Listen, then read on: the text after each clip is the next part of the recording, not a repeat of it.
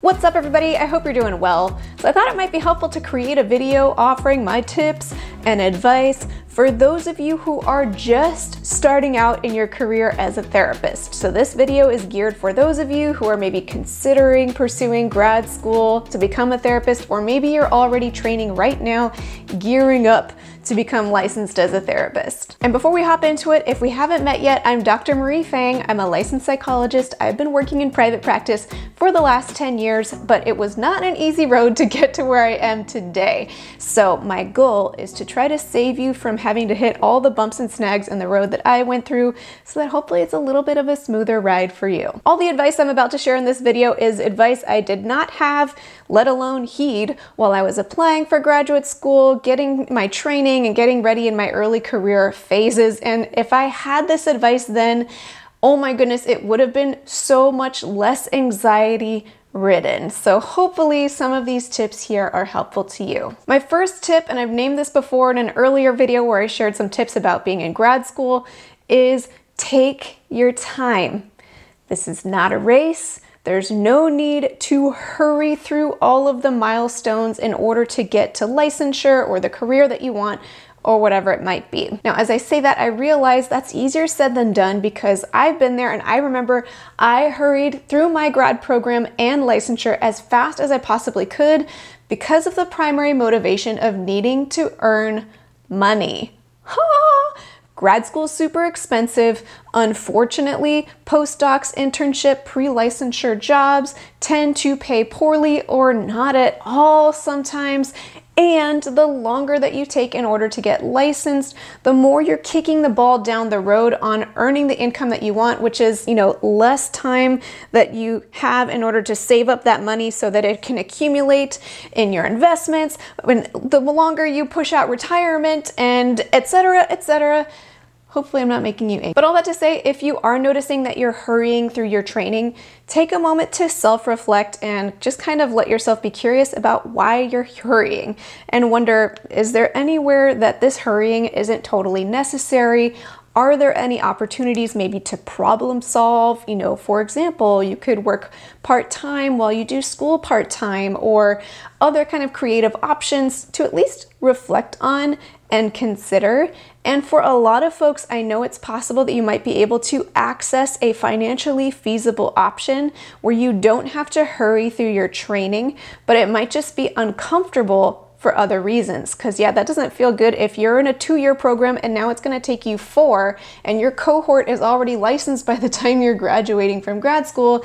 That doesn't feel great.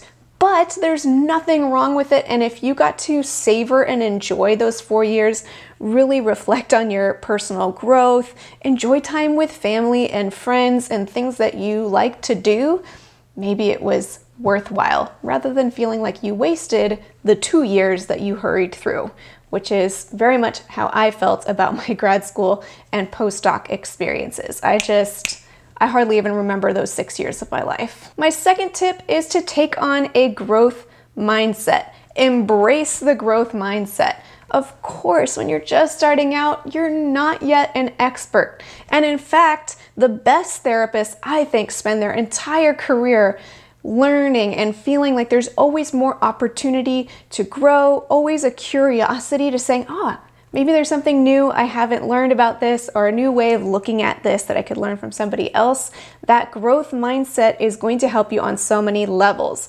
What I've seen happen, and I used to be prone to myself, was this sensation that I needed to at least look like I kind of knew what I was doing from the very beginning. Like being a bachelor degree student applying for grad school and being like, I know how to be a therapist, you should accept me. And the reality is that's not what people are looking for. They're looking for humility, teachability, and interest and excitement in the field and all there is to learn.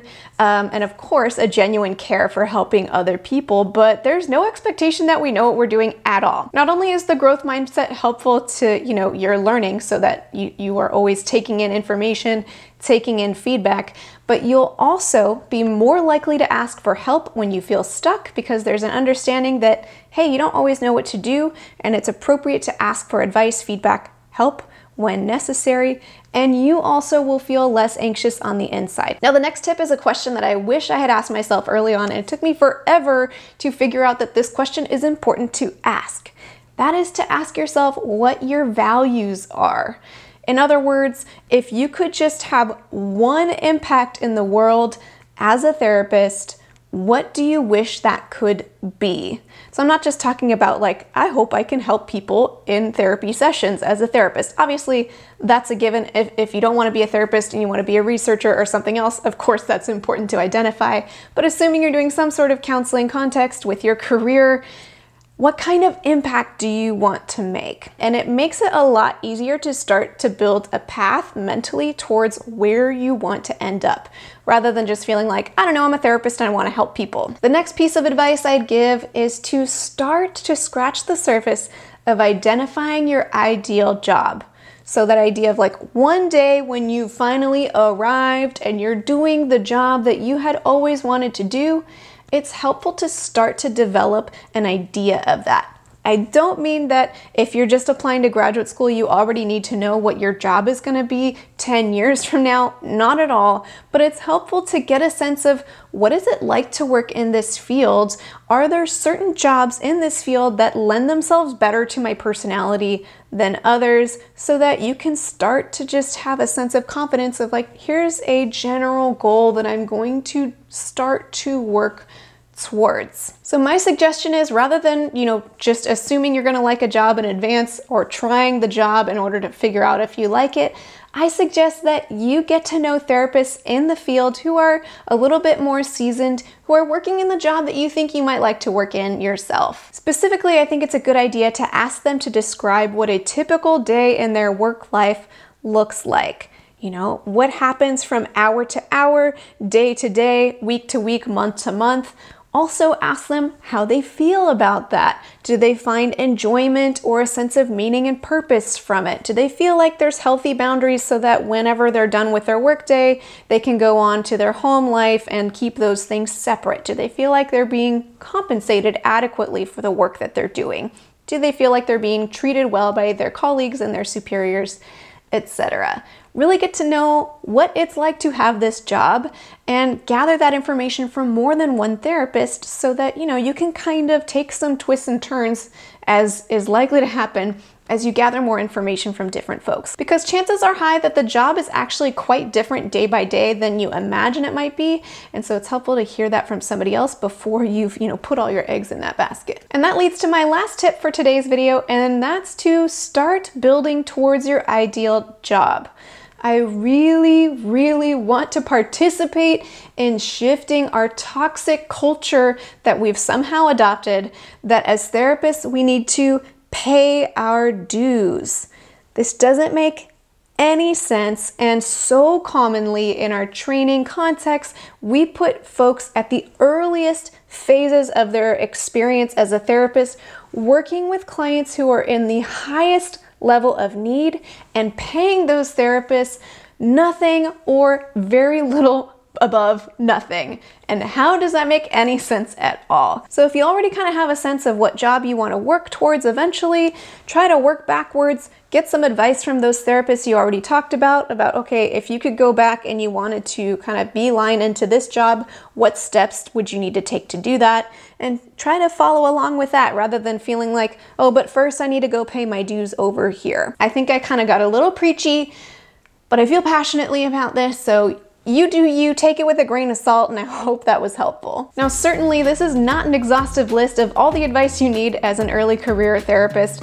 Particularly, I didn't address more of those practical items of, how to equip yourself as a therapist, make sure you're clinically capable, etc., etc. For those pieces of advice, I do encourage you to seek consultation, supervision, lean into the growth mindset that we talked about already to make sure you are equipping yourself properly with all of the tools you need as a therapist. But from my experience, those practical tools are a lot easier to access and more frequently talked about in the field than these kind of more mindset tools that I shared in this video. So hopefully this gave you a little bit of encouragement, steered you in a helpful direction if you are in those early career phases of your career as a therapist. You know what I mean. And before we close, I'd like to thank TherapyNotes.com for sponsoring this video. TherapyNotes helps with scheduling, notes, billing. They have a HIPAA-secure telehealth platform. So basically, they cover all of your practice management needs that you could ever ask for. If you'd like to check out TherapyNotes, you can get 2 months to try it for free with no commitment just by clicking the link in the description of this video. Well, wherever you might be at in your career, whether you're a trainee or a more seasoned therapist, I hope you found this video helpful. And if you have been in the field for a little bit longer, leave a note in the comments with your top advice for early career therapists so that other folks watching this video can glean from your wisdom as well. And until next time, from one therapist to another, I wish you well.